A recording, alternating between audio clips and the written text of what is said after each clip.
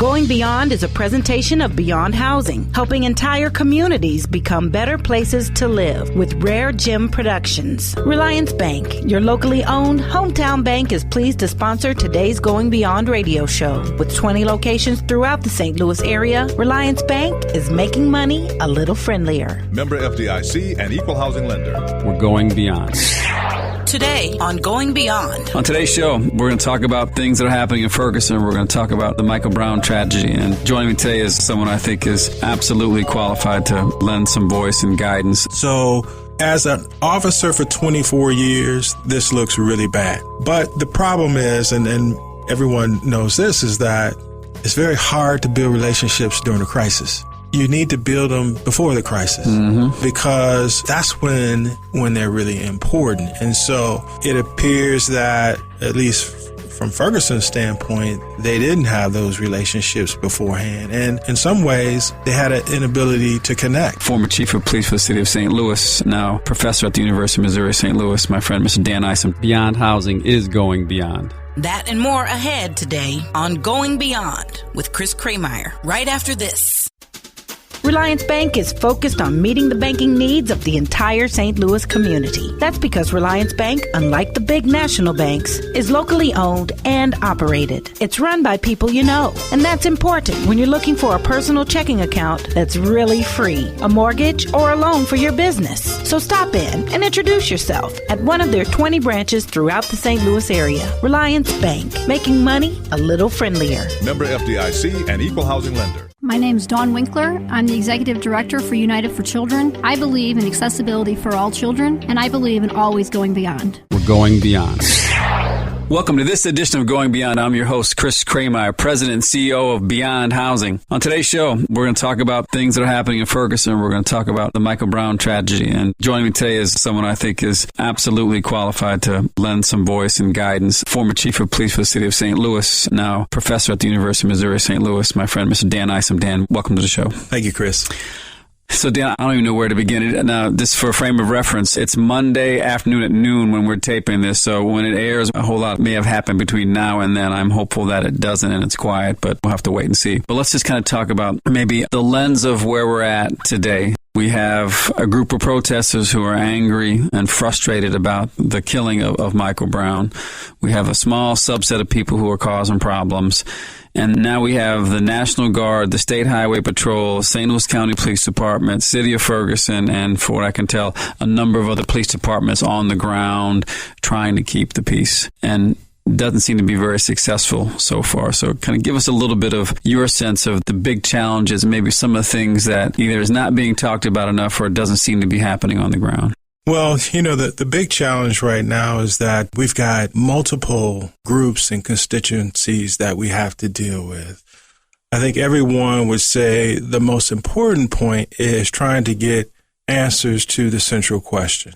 And the central question was, we had a young man who was walking down the street. He encountered an officer. There was some kind of dispute. And between that encounter and him subsequently being shot and killed by the officer, we really don't have too many answers as to why that occurred.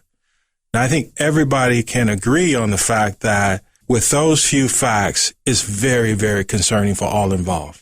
So out of that, there were a series of things that happened, and we had peaceful protesters that came out, but also as a result of that, we had some people who wanted to commit acts of violence, looting.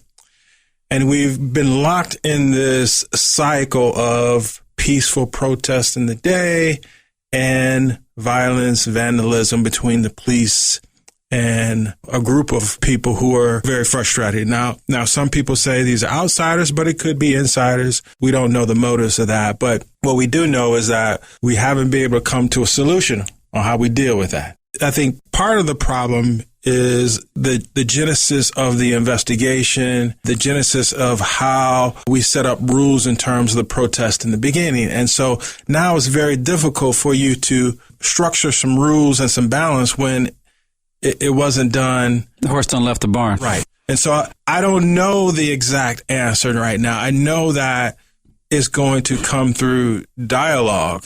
It's going to come through a partnership.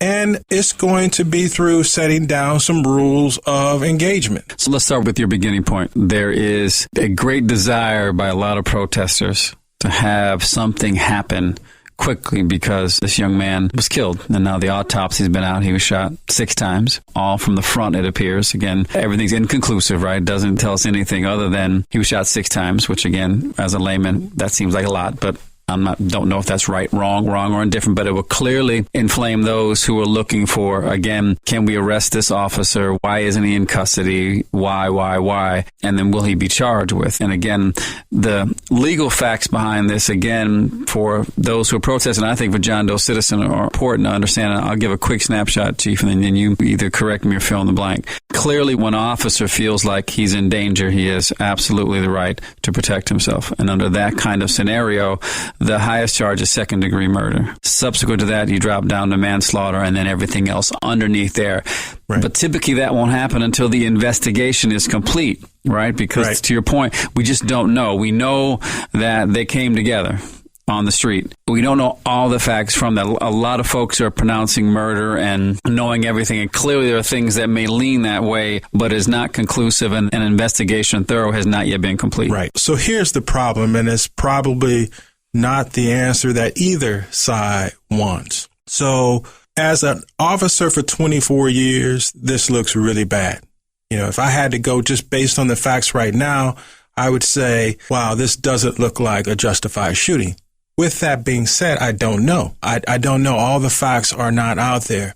So let's take police officers shooting in general, not just the Mike Brown case. And this is the problem between the police and the citizens, and a question all of us might have to ask somewhere in the future.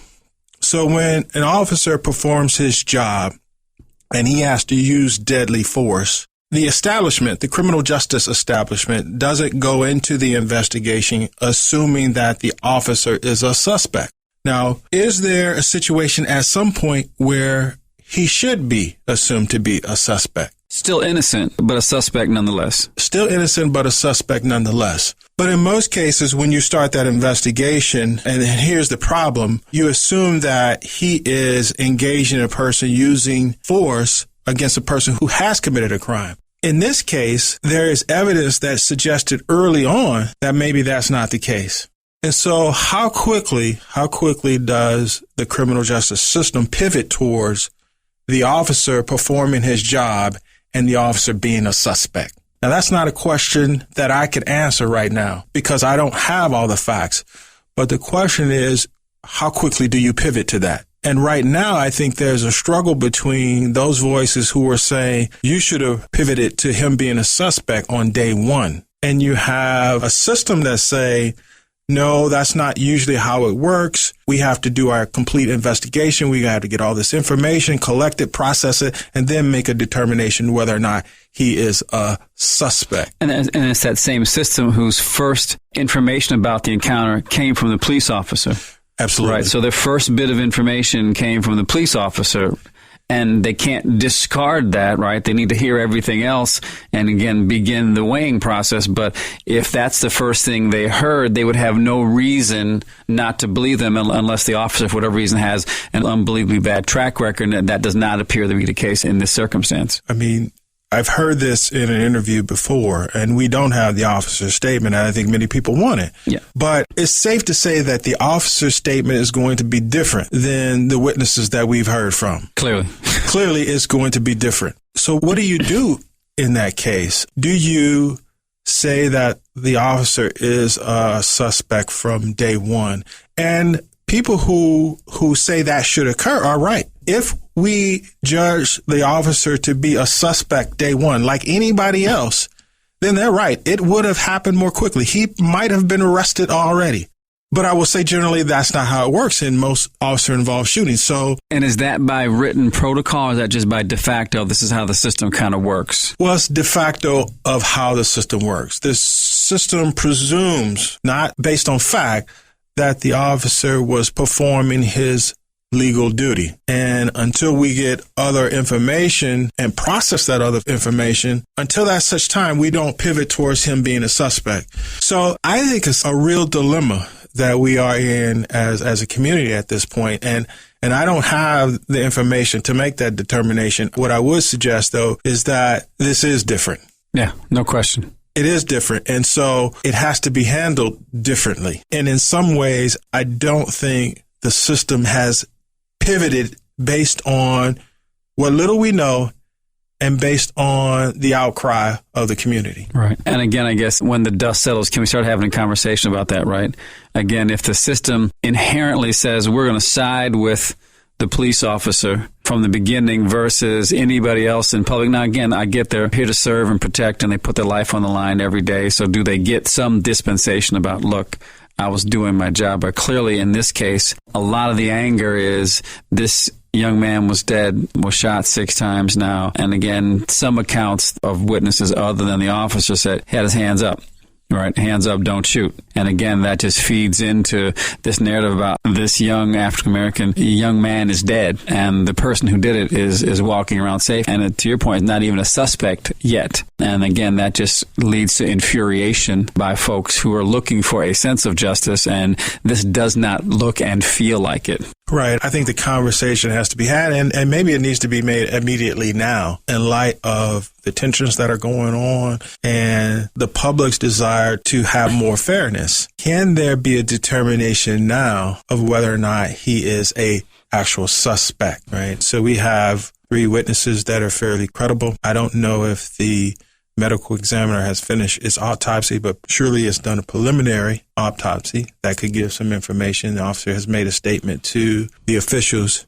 Is it the possibility that now weighing those things, you can say one way or the other? Does this lean more towards him being a suspect, or does it lean more towards us not knowing? And if it does, then let's treat him as a suspect as opposed to... And he still has rights, and he still has, again, this is not a railroading down the path where he does not get a fair trial, does not get a chance to defend himself and present information to the contrary. No, I mean, it's just about establishing probable cause. Do you have enough probable cause to make an arrest in this case? Now, that is highly unusual. That usually doesn't occur in a police shooting.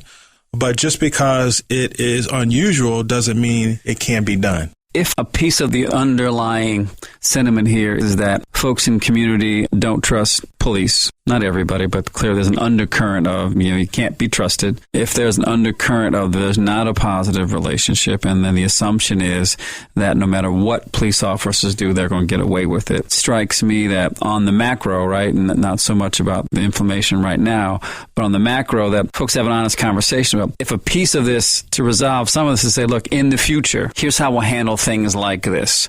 Again, it's not meant to be instant vengeance for folks, but it's just to say the optics of it and the way we'll process things, still allowing for fairness and justice to occur, but we're going to move on quicker than we've done now to not feed into the narrative of, I told you, they're going to get away with it again, right? So it'd be interesting to see if we can push for that the next go around. Not now, let's let the dust settle on this, but say in the future, is there a scenario where we move to suspect right away and again, still afford the rights and still, again, say, look, we're not railroading you, but clearly we can't have a week and a half of this where everybody loses. Right. Versus saying, let's think about it a different way. You would hope that with the leaders in the community, even the attorneys for Michael Brown, there could at least be some dialogue behind the scenes about the progress of the investigation. What do we know so far? Even if you're saying that legally we can't disclose everything right now, there are people you could go to and say, this is how it looks right now. This is where we are in the investigation. We've interviewed 5 or 6 people. We've got the forensics back. We know there were 6 shots fired. We've got the officer's statement, and here is a general layout of what it looks like. Right. And so I don't know that dialogue is not going on, but it doesn't seem like it's going on. Let's kind of stay with that in terms of this idea of kind of conversations, right? It seems like everybody's got a press conference and everybody's talking past everybody else versus saying, not de-escalate it, for 24 hours, but how we really get to a calmness where we can get to the frustrations of the community, where we can get to meting out a judicial process that will get us to a conclusion. How do we get to the longer term problems? Talk to me a little about your sense of this inability, it seems, for folks to have real conversations. I think it's so much of the problem of where we are today, and it's hard to know how it came to be or who is, refusing to reach out to who, right? But to me, it seems as if both from the law enforcement side and also those involved in the community, that there would be some connection where the two could come together and say, okay, this is how we're progressing. Let me at least give transparency to those who are leaders in the community, and they could relay that information back to their constituents. I know when we had very high profile controversial incidents in St. Louis, oftentimes leaders would call me, and I would be candid with them over the phone and say, hey, this is where we're going with this investigation. This is what it looks like to me at this point in time. Giving them that information to reassure them, one, that we were doing something, and two, that they had information to relay back to their constituents about the progress of the investigation and kind of where it was going. And so even if that may have been occurring, and there's no way for you to know that categorically, clearly the outcomes don't appear that if that was happening, it wasn't very successful in the event that it was. So even if they made some attempts, clearly it was unsatisfactory to quell and tamp down, some of the frustration, anger we're still seeing. Yeah, it doesn't appear as if it happened just based on what we're seeing. But the problem is, and everyone knows this, is that it's very hard to build relationships during a crisis. You need to build them before the crisis, because that's when they're really important. And so it appears that, at least from Ferguson's standpoint, they didn't have those relationships beforehand. And in some ways, they had an inability to connect. So when the flashpoint comes, you don't have any context of a relationship with community in general, right? Now, again, Mike Brown wasn't from Ferguson, but he was from Normandy, right? So it's not as if, the cop would have any reason to know him. But again, if he would have had relationships in community, who knows, right? Again, I don't want to be too naive here to say, oh, yeah, that would have stopped any of this from happening. But clearly, this idea of building relationships, and I think community policing now seems to have such a simplistic phrase, and I think people just kind of brush it aside now because it's been around for too long. But I think the idea of intentionally building relationships is so critical, and it does not appear to be happening, quite frankly, a whole lot of different places, right? I've said to folks, it could have been a whole bunch of different places and not just Ferguson. As a matter of fact, I just got an email earlier today from a friend of mine in Pittsburgh who does similar work to Beyond Housing Pittsburgh. He said, Chris, this could happen in Pittsburgh, Boston, Cleveland. I mean, we're all just, a flashpoint away from something just like this. And I think that's indicative of this failure to build relationships intentionally between law enforcement and community. And both sides have to own their piece of that. Right. We talked about community policing, I guess, in the early and late 90s. In the 90s, it really took fire, and we really started to think about how could we partner with the community, build these relationships, build trust, build legitimacy, think about safety as a community endeavor. But it has become something that I think we just say, and I don't know that we have really accomplished and be able to operationalize in our communities. And so you're right. It could happen anywhere. The challenges that I had as chief of police in trying to make sure that we were policing with the communities, it was difficult. And to really speak to the issue is that when you have neighborhoods that are very challenged, that might have high crime and have all these different social, economic factors in it that kind of lead to disorder, and then you have a police force who is in some ways coming in to try to create order. And with the advent of hotspot policing, stop and frisk, and you're imposing this order on this community. And there's this constant tension back and forth between police officers and the community. And we haven't been able to, and I think this is really symptomatic of a broader issue of how you police, right? Right. So it's really a microcosm of what's happening on a daily basis. Officers are coming in trying to apply force to maintain order, and there's a resistance to that. There's a friction with that. and both sides are kind of speaking past each other. Right. Has there been this big push for, reduce the crime rate, keep the crime rate down, right? 'Cause that's your only and sole metric of success. And if that's the only metric of success that you're looking for, the idea of this soft kind of building relationship stuff, which you can't measure, can easily fall by the wayside if somebody says, tell me about how we're creating order, right? How we're doing our job with the muscle side of this. Well, I think the pendulum has crossed over to the other side. You don't hear much about community policing anymore. You hear more about stop and frisk. You hear more about hotspot policing. You hear more about what type of tactics we're going to use to control and maintain order by presence or force or stopping individuals, and not so much about this piece of building relationships. And so I think this tension continues. And we really need to figure out, how do you really make it a community police partnership? What does that really look like? Right, because you do have to arrest people, and people do break the law, and there are times when you do have to put order in place. Right, so the question is, when are those times, right? And when are the times to say, can we take a different approach? Can we take a little softer approach to kind of say, kind of de-escalate, which is a phrase that's been used a lot of late, right? De-escalate. Can we calm the situation and not have to, again, be strong-armed? And who gets to decide, right? Is that the officer on the street every day? Most likely, because they're the ones who are interacting with the community. But does that come from leadership above in terms of trying to find that right balance and bring the right kind of training to say, when do you know which tool in your arsenal to use?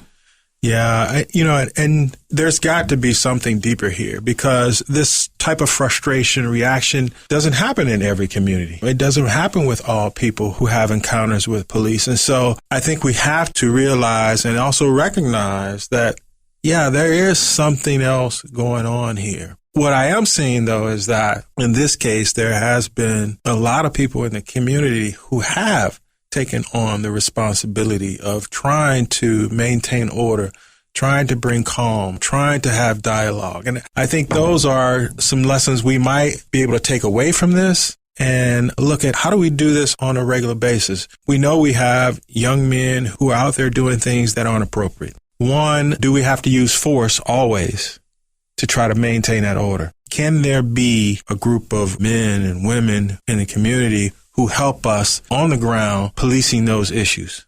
That's a question we might ask for policing, on a daily basis. Right. Let's talk a little bit about, and I've heard some people make this analogy, and it may be a bit of a stretch, and my apologies to the listener if we're going a little far afield here, but just bear with me for a minute. I've heard the analogy of kind of what's happening in Ferguson and the law enforcement response, similar to Israel and Gaza, in that the proportional response of those in power, i.e. in this case, law enforcement, everybody, including law enforcement, versus the nominal things, albeit still wrong and inappropriate and shouldn't be tolerated, that is happening from this small cohort of the protesters. But the response, in response to a Molotov cocktail or, a gunshot that may not be close at hand, so a gunshot nonetheless, what's the response to that? And I don't want to pretend for a moment I understand what it's like to be an officer and a command officer in a situation like that. But boy, it seems the proportionality seems disconnected to me as a layman kind of watching.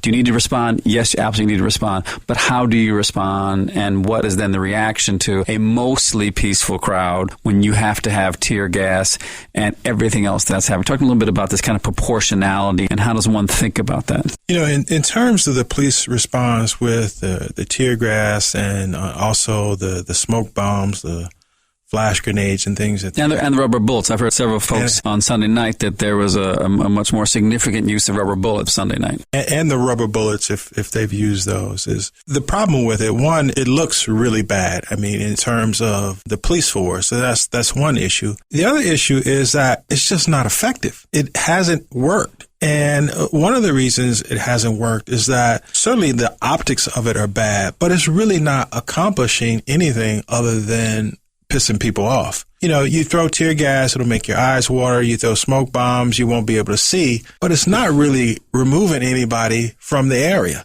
Yeah. And Sunday night, there were kids and pregnant women, a bunch of other folks that is that really the intent of? Yeah, it's an intense show of force, but it's really not accomplishing anything. And it hasn't accomplished anything. I think, being an armchair quarterback, that, first it's about dialogue. First it's about saying, okay, we want to allow you to peacefully protest, and we need to be able to separate those who want to peacefully protest from those who want to create havoc. And we know that's a small group, maybe 50 to 100 people who are doing this. So this is the only way we can accomplish it as a police department, is that we need to have you in a space that we know the peaceful protesters are going to be. Can you help us?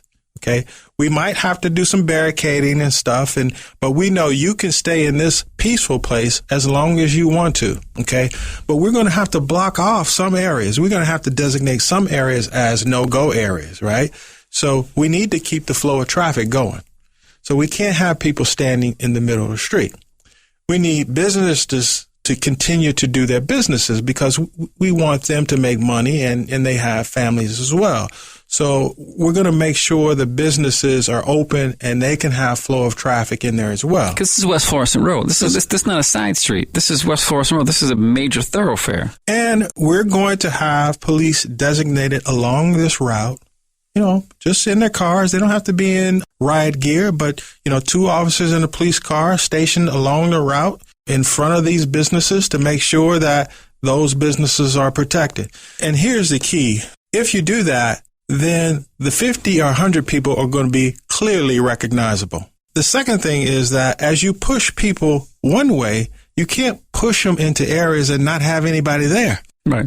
If you push them there, you have to have people along that route so that they don't push into communities and other businesses that you don't want them in the first place. And you don't have to have all this stuff. You could have some shields and maybe a helmet, but as you approach them, you pick those people off who are causing problems and you arrest them and put them in jail. The other key and in this case, the peaceful protesters would actually be thrilled with that. They'd have no problem. But they would be in their designated area. Right. But you have to work that out with them. Say, stay in your designated, because we can't distinguish between the two. Right. If everybody is all out, all over the place. Right. But that has to be a dialogue. It strikes me that there is not a defined leader per se of the protesters, right? And there does not appear to be a defined leader of law enforcement other than Captain Johnson, who gets a lot of mic time and says all the right things. But when the tear gas goes and everything else, doesn't appear to be at least in command and control relative to calling the shots, so then he can be held accountable for that after the fact, right? So what I've noticed is, I think you're exactly right, but who exactly, and maybe it's, again, you talk to several people, but unless you make the attempt to try to have that conversation and kind of lay out the ground rules of how we're going to do this. Right. And so the ground rules can be laid out on scene.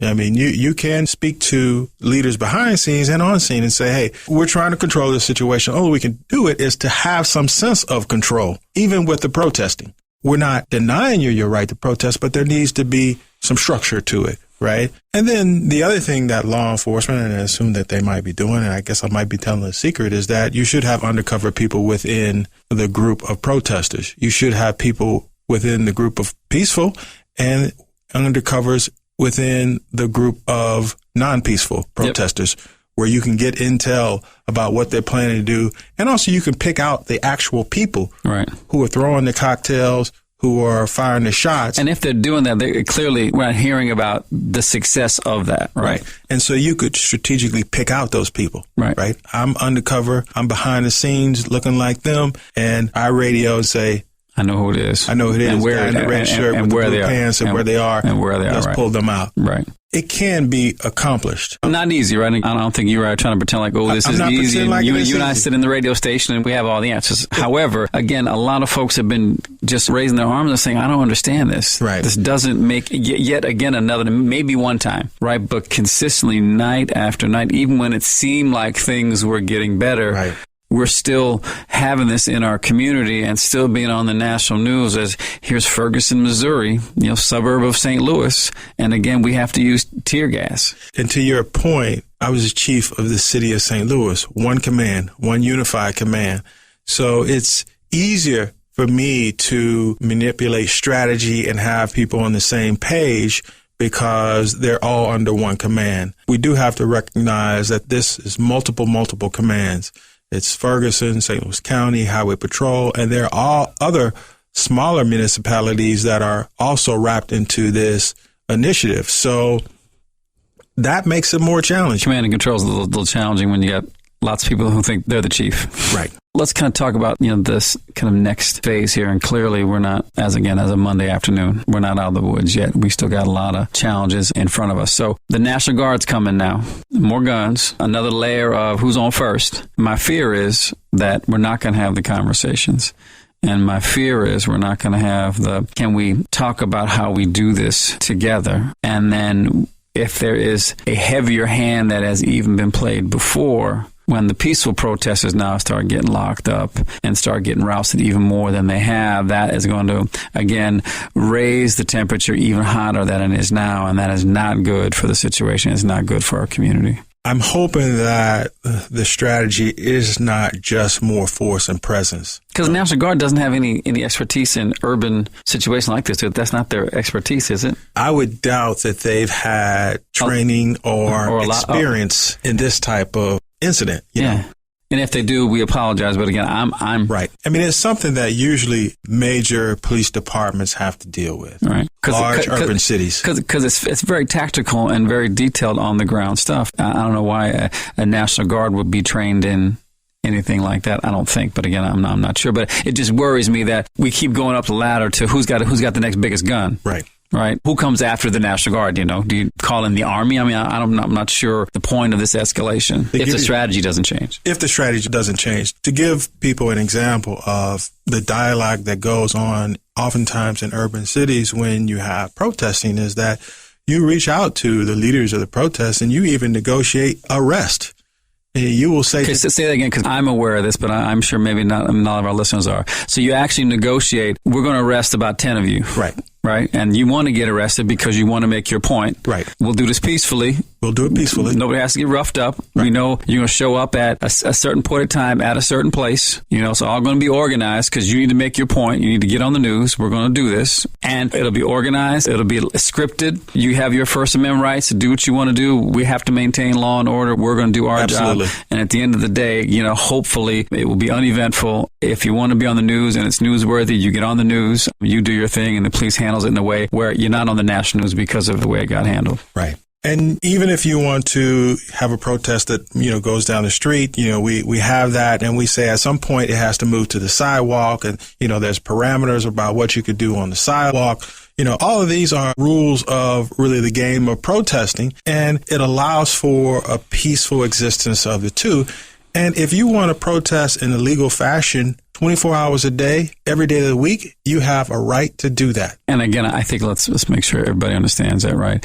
So right now we have a bit of a protest that is a lot of different pieces coming together, but not an organized, unified strand of here's what we're protesting for and what we want. Right. So we have lots of folks kind of galvanized around, the killing of a young man, and they're frustrated about a whole host of different things. And as their voice can start to be a little unified and people can start coming together, and there can be a handful of folks who are kind of the voice of and have been given the informal, okay, you go negotiate with who's ever in charge on the other side. Then once we get to that point, then we can start saying, how do we structure this? We're going to need some things on our side, right? We're not just going to say, we're going to negotiate with you and then we go away, right?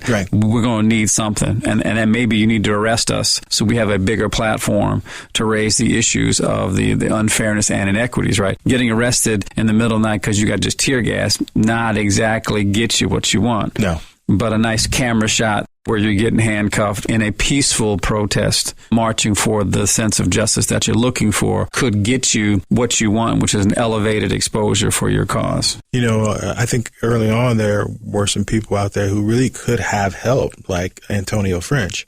He could have been the person who could have gone to the protesters and says, okay, I've talked to the police. This is what they want. You got to have some give and take. Right. He seemed like he was trying, but it seemed like in the beginning he was a citizen journalist first, and then he was a leader second. Right. He first he was I'm just kind of checking out, see what's happening. Maybe we'll end on kind of this issue of leadership or lack thereof.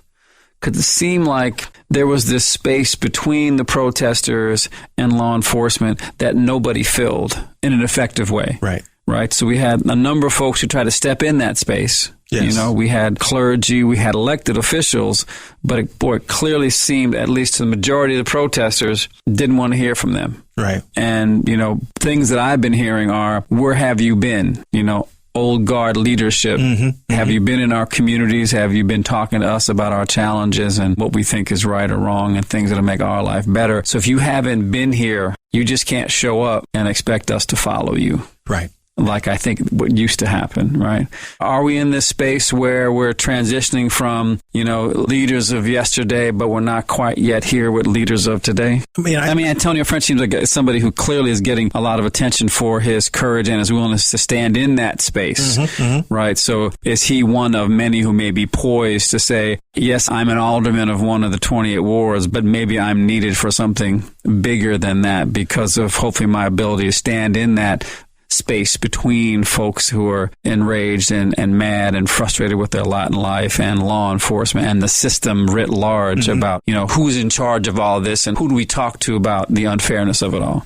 Well, I think there are some young leaders who are stepping up, who are going to begin to occupy that space now. And there's a different way of communicating now. You know, I've been listening to it as I go along, and you know, his ability to communicate through social media is extremely powerful. And so I think if you would have told me a couple of years ago that we're going to have this kind of crisis and you're going to get all your information from Twitter, I would have said, come on, man, we're not that's not going to happen. Right. Wasn't the regular news, Twitter feed, crazy. It's been real time, you know, fast, pick stuff up. And again, can't vouch on the accuracy of everything, but boy, you get a lot of information and you get it fast. You're right. That's the new way of being an activist, working through social media, being on the ground. And so I think out of this, several leaders from a regional standpoint are going to emerge, especially for young people in St. Louis area. We'll certainly keep our fingers crossed. Let's hope we get the quieting of some of the tension. Let's hope we get conversations and we get to building relationships over time. You know, for the family of Mike Brown, that we get some justice and we find out exactly what happened and make sure his life and death weren't in vain. Reliance Bank is pleased to sponsor today's Going Beyond radio show. With 20 locations throughout the St. Louis area, Reliance Bank, your locally owned hometown bank, is making money a little friendlier. Member FDIC and equal housing lender. We're going beyond. Going Beyond is a presentation of Beyond Housing, helping entire communities become better places to live with RareGem Productions. Proudly promoting, presenting, and producing positive programming. Neighborhood is where you live, and we want to keep it strong and vibrant. This is Chris Krehmeyer with Beyond Housing. We are going beyond. Chris Krehmeyer, President and CEO of Beyond Housing. Located at 4156 Manchester, phone number 314-533-0600. The only organization in the St. Louis region that offers access to affordable housing. Wherever we work, our goal is to help transform people, families, and communities so that they achieve the skills, strategies, resources, and commitment to succeed for the long term. See our work at beyondhousing.org. Podcast for Going Beyond can be heard, downloaded, and shared by visiting hallelujah1600.com. Listed under the music tab on demand. Going Beyond is another positive production of RareGem Productions.